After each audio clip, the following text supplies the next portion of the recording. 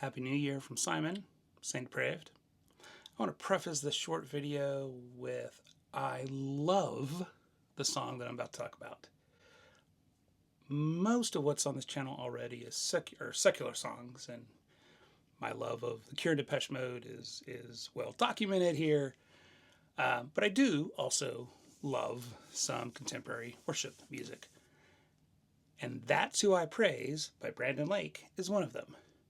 I love this song. It's on my Spotify praise and worship list or playlist, which isn't huge. I'm pretty selective. I can be harsh, very critical of Christian music, whether it's praise music or not. I often wonder why it gets a pass for being whatever it is, and that's probably for another video. But I do want to talk through parts of That's Who I Praise. And look, I'm not criticizing the song. Love the song. And I too want everything in the song. But I want to remind all of us, I want to remind myself, I want to remind you that we don't wake up mature one day. We don't accidentally stumble into maturity. We don't accidentally one day wake up and go, oh, I guess I'm faithful today. It's the baby steps and the daily and the Philippians 2. Emptying ourselves daily, picking up our cross daily, our daily bread, this dailiness, this pedestrian dailiness of life that gets us to the point where we can dance like David, have faith like Paul. We can sing like Silas tearing down the prison walls. But here's the thing. What did David go through before he was the David that was dancing publicly, praising the Lord? He was anointed as king as a kid. He did defeat Goliath. That's awesome. But he also had to wait. David had a lot of waiting for the fulfillment of the promise given to him with his kingship.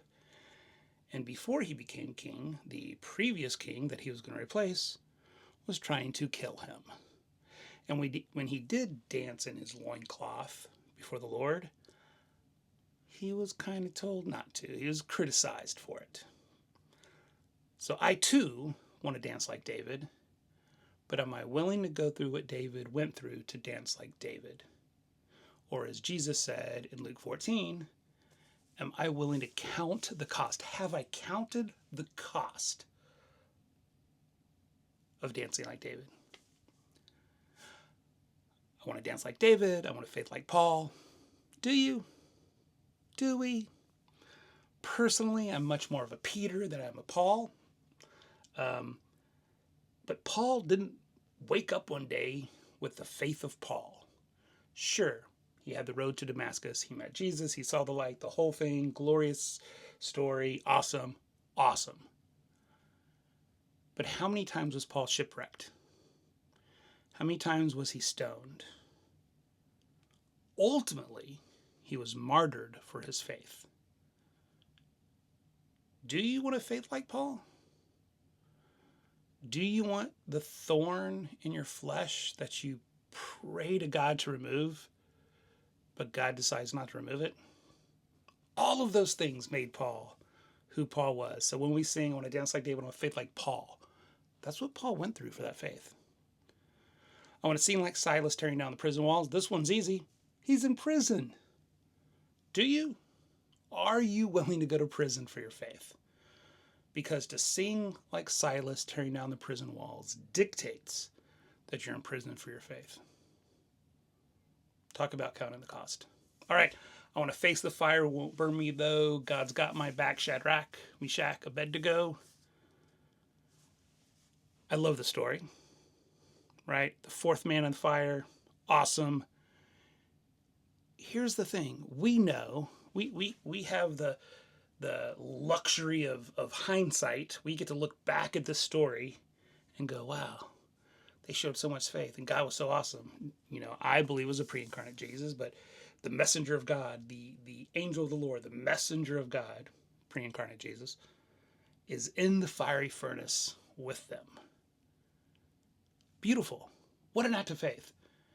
But don't forget the line after they tell the king, hey, we're not going to bow down or whatever. We know that God can save us. And I actually think they say, yeah, we know God will save us. But then they follow that with, but even if he doesn't, we're not going to bow down. We know God did save them. They knew God could. They didn't know God would. They trusted that he would. They had faith that he would. But they acknowledged he might not, and they're still going to obey God. I want to walk like Moses right through the waves. One day I'll see the promised land, no longer slaves. One, he did see the promised land, but he didn't get to it. And he was, I keep wanting to say abandoned. He wasn't abandoned by his family. His family saved him by giving him up. He was adopted by the Egyptians. He was raised as an Egyptian. As he started acknowledging who he was and his people and the way that his people were treated, he murders an Egyptian. He flees Egypt. He is in the desert working, just a dude working faithfully, but nothing for 40 years. Leaves this house of luxury in Egypt, 40 years in the desert, then he's called by God. 40 years of waiting and just being faithful. Is that what you want? Because that's what it took for Moses to get back to Egypt, to demand that Pharaoh let his people go, to walk through the waves and see the promised land.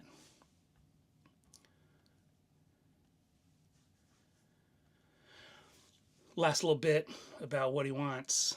I want a gift like Mary. I want to break my vase.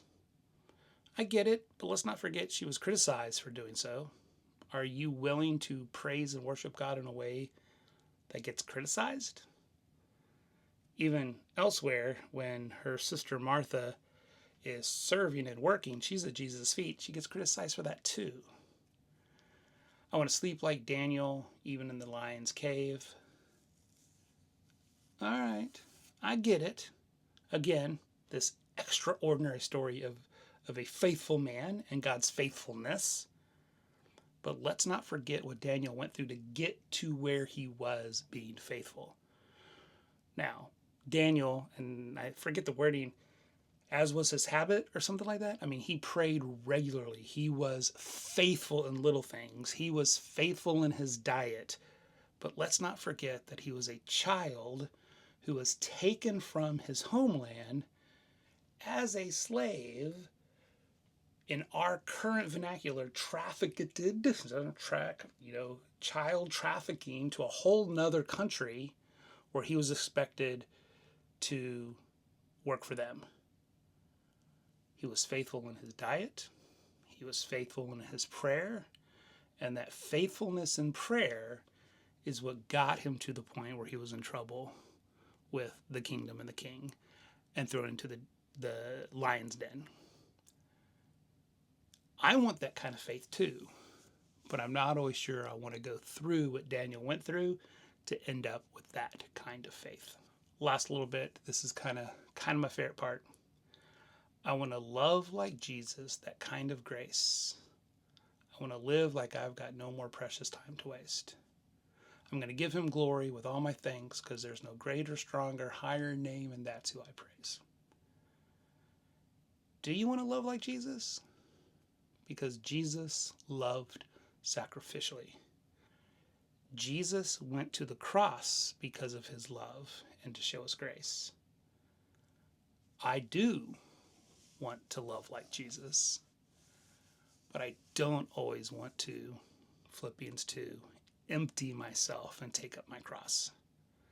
And again, I'm not saying don't. This is aspirational. I love this song. I just want to remind us all, especially me, am I willing to count the cost? Have I counted the cost? And am I willing to go through what these giants of the faith went through to have the faith that they had?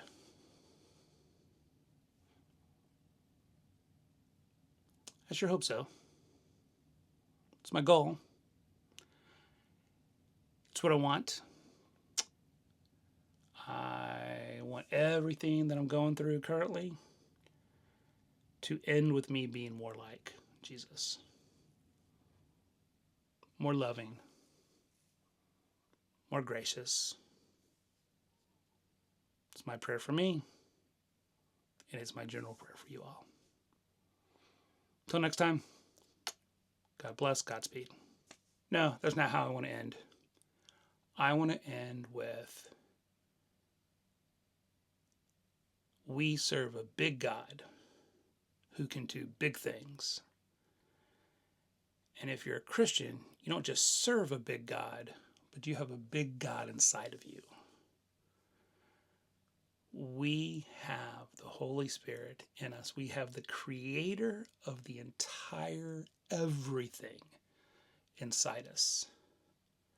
So walk in faith, speak boldly, love sacrificially, and let's see what God's going to do in 2025. Now, God bless and Godspeed.